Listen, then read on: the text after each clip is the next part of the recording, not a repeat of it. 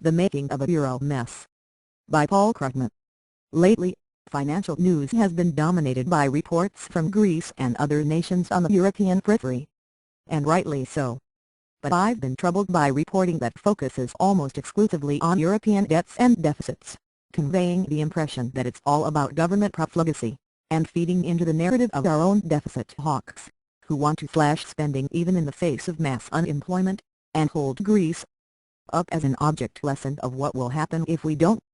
For the truth is that lack of fiscal discipline isn't the whole, or even the main, source of Europe's troubles, not even in Greece, whose government was indeed irresponsible and hid its irresponsibility with creative accounting.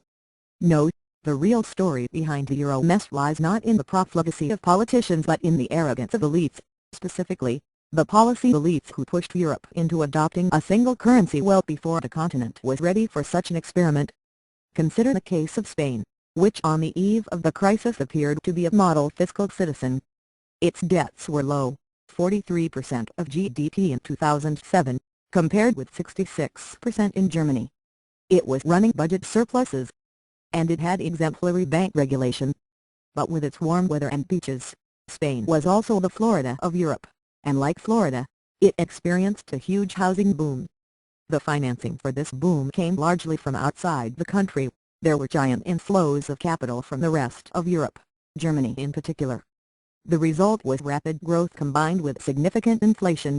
Between 2000 and 2008, the prices of goods and services produced in Spain rose by 35%, compared with a rise of only 10% in Germany. Thanks to rising costs, Spanish exports became increasingly uncompetitive, but job growth stayed strong thanks to the housing boom. Then the bubble burst. Spanish unemployment soared, and the budget went into deep deficit.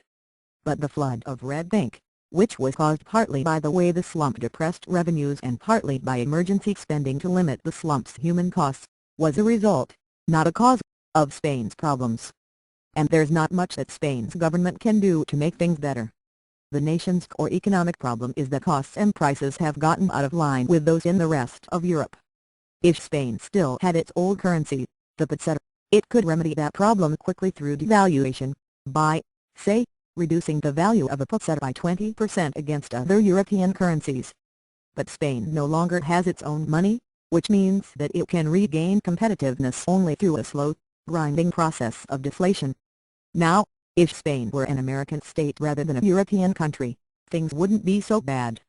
For one thing, costs and prices wouldn't have gotten so far out of line. Florida, which among other things was freely able to attract workers from other states and keep labor costs down, never experienced anything like Spain's relative inflation. For another, Spain would be receiving a lot of automatic support in the crisis. Florida's housing boom has gone bust, but Washington keeps sending the Social Security and Medicare checks. But Spain isn't an American state, and as a result it's in deep trouble.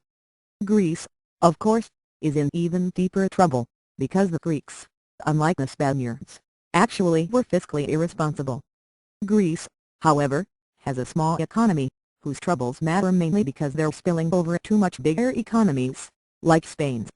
So the inflexibility of the euro, not deficit spending, lies at the heart of the crisis.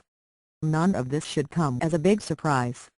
Long before the euro came into being, economists warned that Europe wasn't ready for a single currency. But these warnings were ignored, and the crisis came. Now what?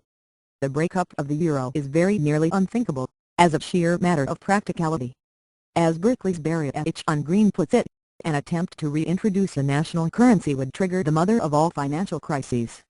So the only way out is forward. To make the euro work, Europe needs to move much further toward political union, so that European nations start to function more like American states. But that's not going to happen anytime soon. What we'll probably see over the next few years is a painful process of muddling through bailouts accompanied by demands for savage austerity, all against a background of very high unemployment, perpetuated by the grinding deflation I already mentioned. It's an ugly picture. But it's important to understand the nature of Europe's fatal flaw. Yes, some governments were irresponsible, but the fundamental problem was hubris, the arrogant belief that Europe could make a single currency work despite strong reasons to believe that it wasn't ready.